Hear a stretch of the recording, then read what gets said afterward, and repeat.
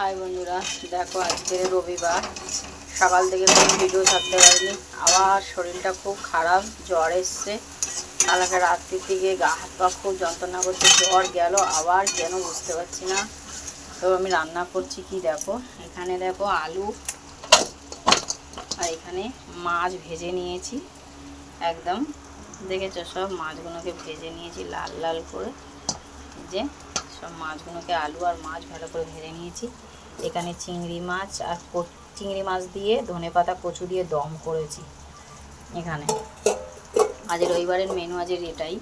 আর এখানে আলু আর মাছ ভেজে রেখেছি। আর এখানে মশলা কষাচ্ছি। এখানে আছে আদা রসুন পেঁয়াজ বাটা আগে কষে নিয়েছি, তারপরে এর মধ্যে দিয়েছি পোস্ত কাজু আর চালমগজ বাটা দিয়ে এটাকে কালিয়া মতন করব।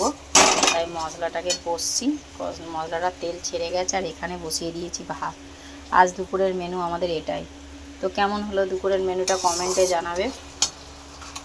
আর স্পেশাল করে তোমাদের দেখাবো যে কীভাবে আমি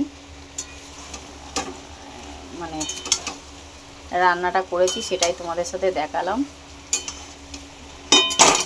এক হাতে ক্যামেরা ধরে এক হাতে এরকম করলে এরকমই হয়, তাই না বন্ধুরা? তোমরা একটু সাপোর্ট করো আমাদের। আর লাস্টে আমি ধনেপাতা দেবো।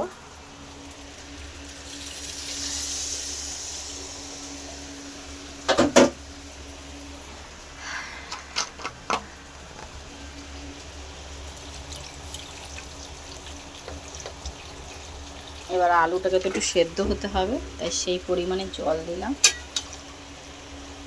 তারপরে তো মাখা মাখা মতন একটু গা মাখা মাখা হবে।